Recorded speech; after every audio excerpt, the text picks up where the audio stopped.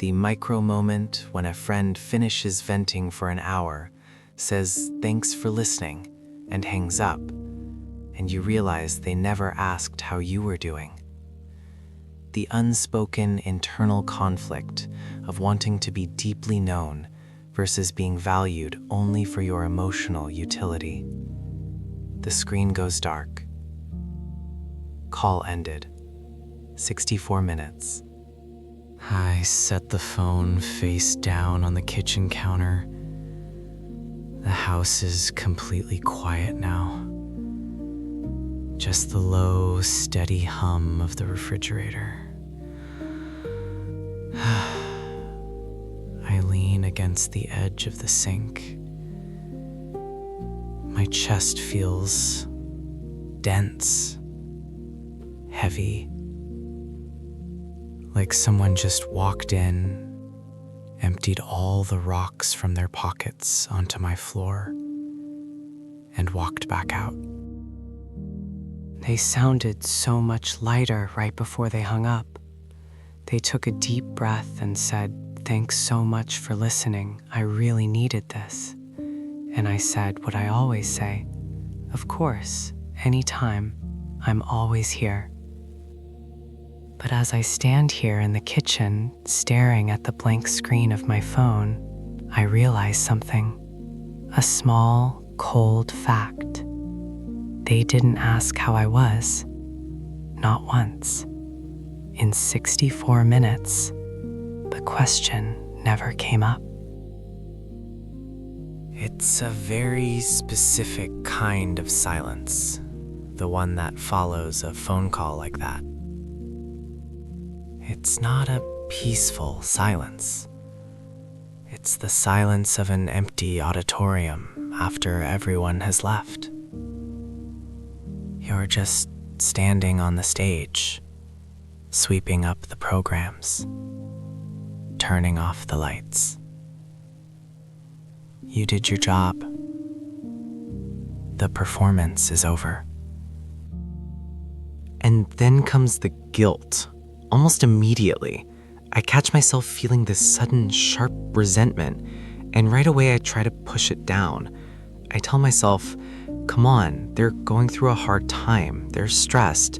They just broke up with their partner, or they just had a terrible week at work. Don't make this about you. It's not about you. And that's true. It isn't about me. But that's exactly the problem, isn't it? It's never about me. I've become the vault, the safe harbor, the person people call when the water gets rough, because they know I won't sink. They know I'll just sit there, anchored, and let them crash against me until the storm passes. It started as a compliment. I think it always does. Years ago, people started telling me, "You give such good advice," or "You're so easy to talk to. I feel like I can tell you anything." And I liked it. I really did. It felt good to be useful. It felt good to be the one holding the compass when everyone else was lost in the woods. You start to build your whole identity around it. You become the good listener, the stable one. But over time, you don't realize that you're slowly backing yourself into a corner. You're teaching people that you don't have needs of your own.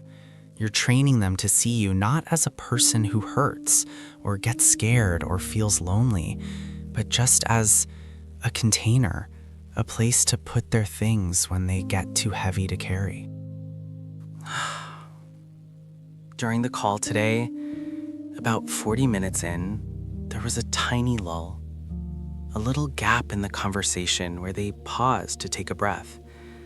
And in that half second, I actually thought about saying something. I had something I wanted to share. It wasn't even a big crisis, just a weird, unsettling interaction I had at the grocery store yesterday that I couldn't stop thinking about. I had it right there on the tip of my tongue. I was holding it in my hand, waiting for the right moment to set it down on the table between us. But then they sighed and said, "It's just so frustrating, you know? and the gap closed. The window shut. I swallowed my little story, put it back in my pocket, and went back to nodding, saying, "Yeah, I hear you. That makes total sense." I do a lot of nodding, even over the phone when they can't see me. My neck actually gets stiff from it. I make the right humming noises, the empathetic mm-hms. I pace my breathing to match theirs. It's like a physical performance. And when it's over, I feel physically drained, like I've been running a race, but I haven't moved from this spot in the kitchen. I wonder what would happen if I just stopped. What if the next time they call, I just let the silence sit there? What if I didn't ask the follow-up question? What if I didn't validate the feeling? Would the conversation just die? Would they get bored and hang up? That's the fear, I think. The quiet, terrifying thought that sits at the bottom of all this. The fear that if I stop being useful, I stop being loved.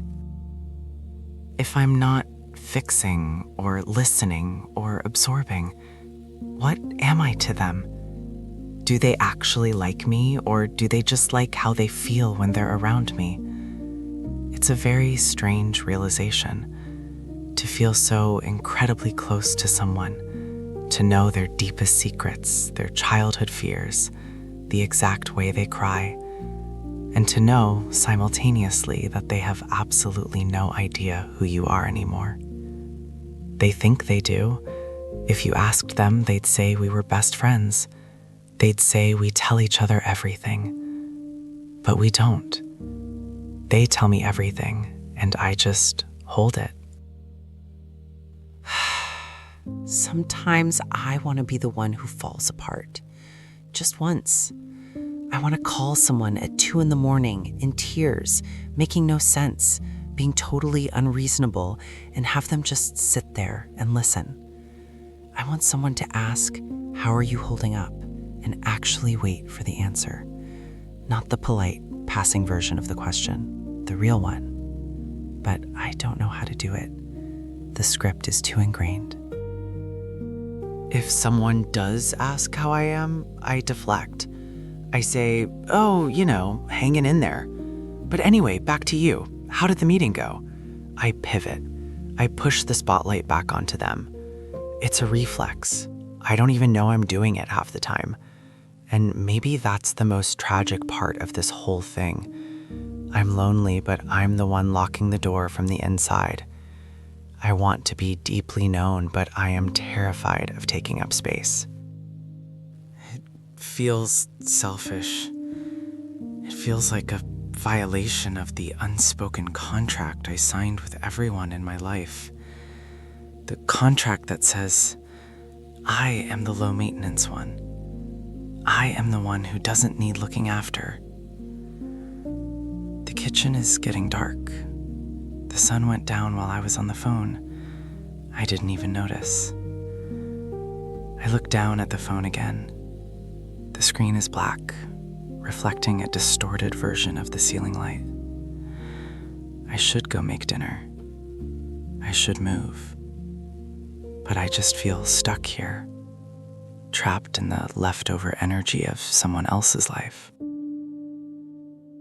They feel better right now. I know they do.